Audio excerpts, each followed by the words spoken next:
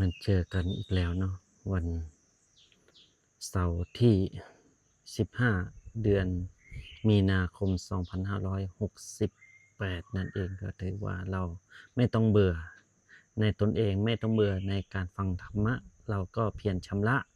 อุปกิเลส16ไปเรื่อยๆนั่นเองเราก็จะเป็นคนที่ขวนขวายสร้างคุณงามความดีเราก็เป็นผู้คุยคนเดียวนั่นเองเป็นผู้ที่เทศสอนตนเองเป็นหลักสอนผู้อื่นแค่1 นิ้วนั่นเองฉะนั้นการสอนตัวเองนี่สำคัญกว่าการฝึกฟื้นให้ตนเองสวดมนต์นี่สำคัญกว่าจะบังคับให้ผู้อื่นสวดนั่นเองเราต้องสวดด้วย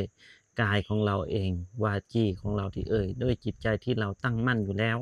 เราก็ทำไปเรื่อยๆนั่นเองเหนื่อยก็พัก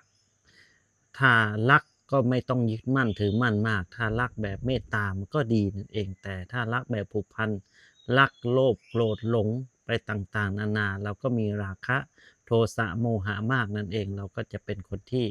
ไม่ปล่อยวางไม่ว่างเบาเรารับเอาอุปกิเลส16เราก็เป็นทุกข์ในปัจจุบันและอนาคตแน่นอนนั่นเองฉะนั้นเราก็มีการเพียรเรียนรู้ศึกษากันไปเรียนรู้ตนเองเรียนรู้ผู้อื่นเรียนรู้โลกกระทำนั่นเองมีลาภอีกหน่อยก็ต้องเสื่อมลาภมียศอีกหน่อยก็ต้องเสื่อมยศมีสุขย่อมมีทุกข์มีสรรเสริญย่อมมีนินทานั่นเองฉะนั้นนินทากาเลเหมือนเทน้ำนั่นเองไม่ชอบช้ำเหมือนเอามีดมากรีดหินแม้แต่พระปฏิมายังราคินคนเดินดินหรือจะสิ้นคำนินทานั่นเองคนรักเท่าผืนหนังคนชังเท่าผืนเสื่อนั่นเองฉะนั้นการที่เรามีคนรักก็มีคนชังก็มีคนเฉยๆก็มีแต่คนชังคนเฉยๆเราไม่ต้องสนใจแต่คนรักของเราที่เรารักแบบพี่แบบน้องแบบปู่ย่าตายายบิดามารดาพ่อแม่ของเราเราก็รักแบบเกื้อกูลกันนั่นเองเกื้อกูลให้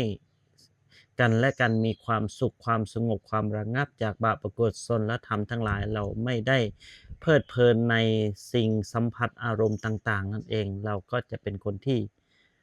ไม่ต้องบ่นทนเอานั่นเองทนได้แล้วได้ความอดทนนั่นเองถ้าเราได้ความอดทนแล้วเราก็มีขันติบารมีมีสัจจะคือความจริงอธิษฐานคือความมั่นเจริญเมตตา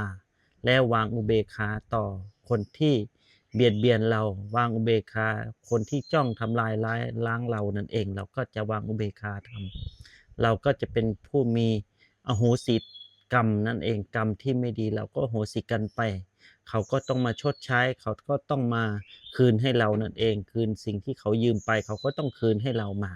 เป็นธรรมดาเป็นปกติของคนในโลกนี้